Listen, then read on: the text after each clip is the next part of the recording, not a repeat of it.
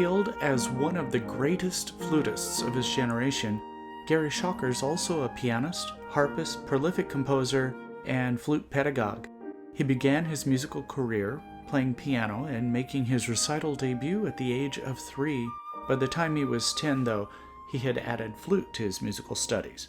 Gary made his professional debut as a flutist at the age of 15, when he appeared as soloist with both the Philadelphia Orchestra and the New York Philharmonic. He then attended the Juilliard School, where, under the guidance of Julius Baker, he won numerous prestigious competitions. Gary is also a gifted composer who's published music for almost every orchestral instrument. He's received commissions, and many of his compositions have become a part of the standard repertoire for flute. They've earned their place on required repertoire lists for competitions and courses of study. He currently has about 300 works published. He's also an exceptional teacher who is able to transform the playing of those who study with him. Hey, Bob. Hey, how are you? Good, how are you? I'm so glad you agreed to do this. Thanks.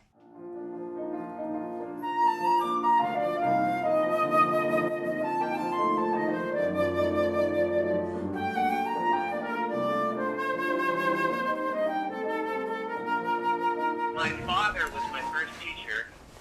He was a music teacher, and he played the flute as well as, many instruments. Piano, harp, guitar, cello, clarinet, oboe. He loved to learn new instruments, and I used to wonder, why is he doing that? And of course, now I'm doing the same thing. But he started me off with the flute when I was 10, and when I started, I couldn't get a sound out of it for like a week. I was just blowing way too hard, and dizzy and falling into a chair, from trying so hard. I remember my mother picked up the flute. The first time she tried, this big loud note came out. It seemed to be the thing that got me started, and then I could play it. He was a great teacher. I mean, he didn't really talk that much about physical technique.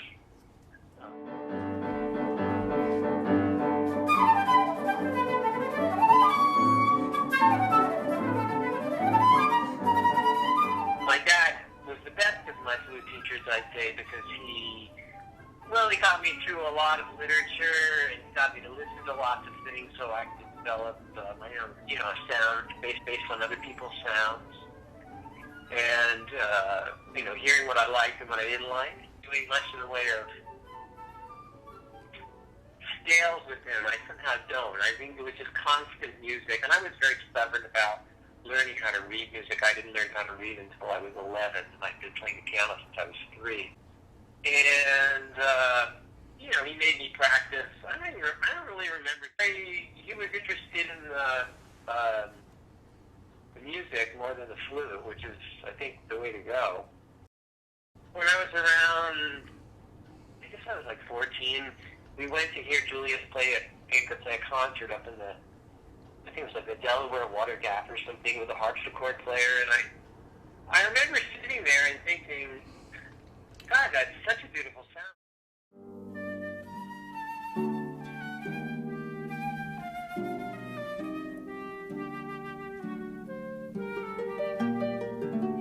He always made a beautiful, beautiful sound that could just completely, make the rest of the world go away.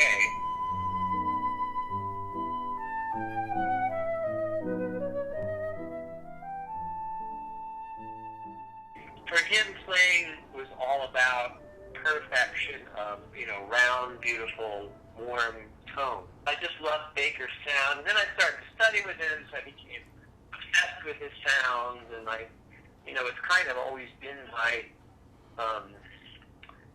my own personal, when I can always hear when I'm doing something similar and when I'm not, and it really is the basis for my tone.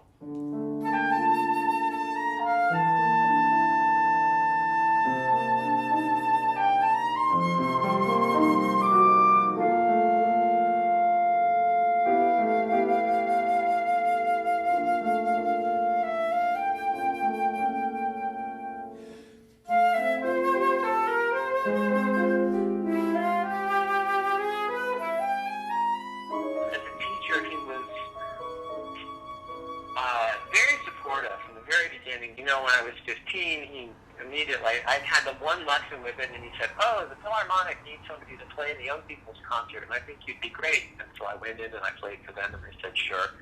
He was just always a great cheerleader for me. You know, once Baker took me to play the Boulez Sonatina for Boulez, backstage at Avery Fisher, like an intermission or something. Oh, wow. And I played it for him, and I said, well, what do you think? And he said, well, I don't really remember the piece I wrote so long ago.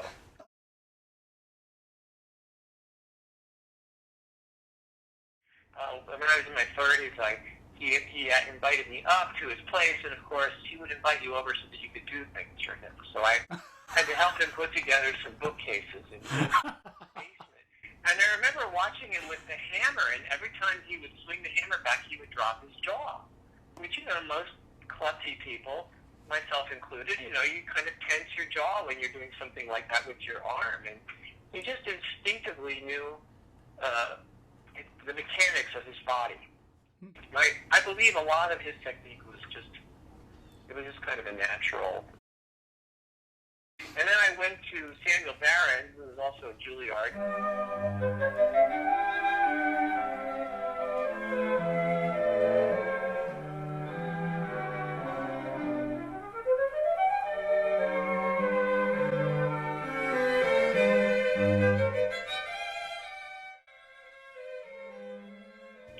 He was a very insightful musician.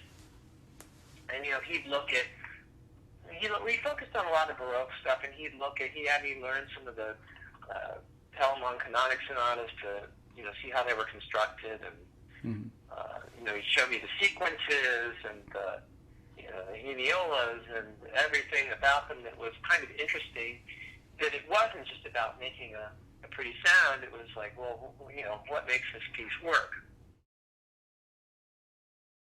I started to study Alexander technique in my early 30s because I was having terrible back problems. And someone I know said, oh, you should probably, you know, take some Alexander. I bet that would really help you. And I just got hooked on it. I used to go for a lesson every week for 20 years. I went. It really made me start to see, oh, this is how you're doing that, and this is how you're doing that. And I mean, in a way, it was fantastic because I started to understand physically how things work, and I continue to just always, when I teach, I learn so much because I watch people do things, and it really helps you just permeate all of those complicated, you know, layers of nerves and years of trying too hard. You're really adept at explaining things beyond just Alexander technique, which is a lot, but I mean, you're able to talk about colors and how to create them and things like. How did you learn that if you didn't? You know, I'm also a composer, and so when I was in my early 20s, I also went to this thing where I would like go through a lot of pieces, and I would think, okay, well, I was just doing this to the student this morning. It's like, you know, Mary Had a Little Lamb. So, well, you know, da da da da da da da. So the next note is da. So you assume it's going to go da da da da da da da. And you assume it's going to go in the same exact way that it went, and you look for where it didn't. So using that as an example, you've got da da da da da da da da da da. It's the first surprise, and then you've got da da da instead of da da da on the right, so that those G's should feel like a surprise. So what a lot of people do, they understand on some level that the music changed, but then they like physically they bear down on the body in order to make us hear the change, kind of like, you know, oh, I get it, which kills the music, because not only does it have to flow physically through the body in a way that is, you know, beautiful and natural and surprising, but it also, you know, the structure of the music has to be somehow magically, it's kind of like, you know, like taking all those notes and throwing them up in the air, and they just magically land in this beautiful pattern. That's how I play when I'm working on something. I think about what, you know, what it is. Right, right. And then there's just so much time I spend when I'm working just trying to figure out the physical technique. Like, well, why why can't I get that low note where I want it? What am I doing wrong? Where am I over trying? My technique is always changing.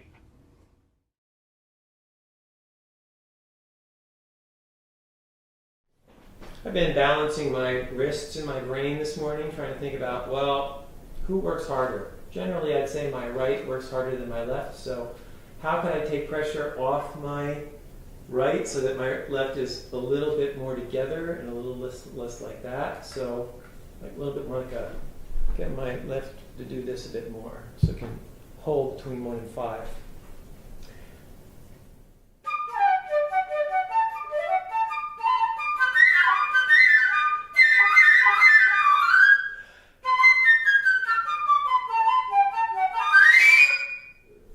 Why is it so hard? Because you've got to get from to the F sharp to the A, and there's that happens. So this is one way to keep. This is easier than. It's a little easier if your thumb is down to play F sharp to A.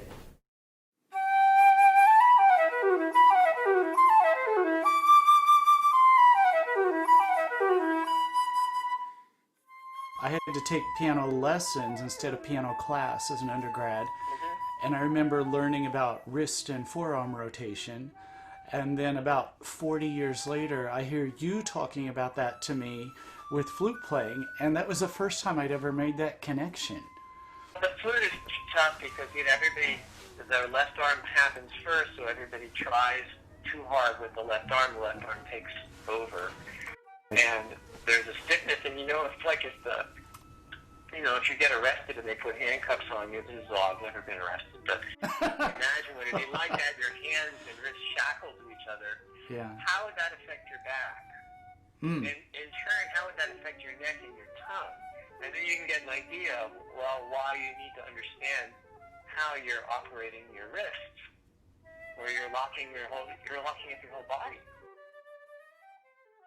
I mean, I tell people to try stuff. The way I teach is I'll say, okay, I want you to try this thing with your wrists. Right now, I'm very focused on the wrist. And they do it, and I can hear whether it's working or not, and they can hear whether it's working or not. And then we work on something else. So there's no single thing that is going to make you play well always. Right. Something I've been experimenting with lately is separating my hands like some people do when they're learning piano music, and just practicing my left hand fingering apart from my right hand part of it.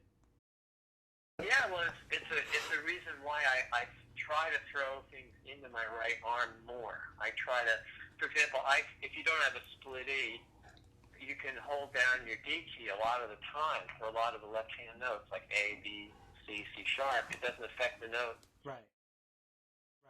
And you're balancing your flute, with two arms than one when you've got just left-handed notes.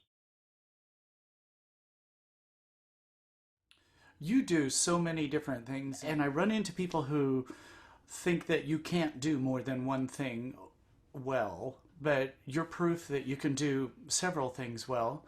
Did you ever run into people trying to discourage you from doing too many things musically?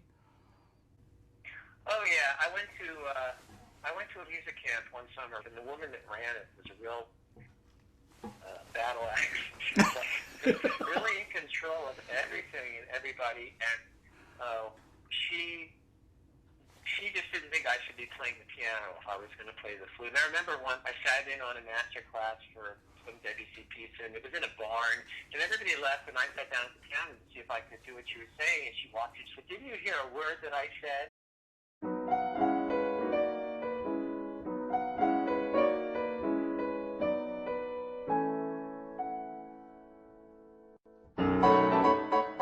I was also studying piano with Earl Wild at Juilliard. And I always learn from playing my other instruments. I've learned so much about playing the flute from playing the harp. Our instrument is a really easy instrument up to a point, and then it becomes very difficult. The balance is very complicated. So I think that's partly what happens. And then also, on my own personal soapbox, the new flutes are designed to play so easily that they actually work against you, because your whole concept of air and air speed are skewed, because the flutes kind of suck the sound out of you. There's not enough resistance. A lot of the new instruments, yeah, it's really nice to be able to just whack a low note and it just comes right out no matter what you do with your tongue, but you'll never get the beautiful, you'll never sound like Ron Paul in the third register on those things.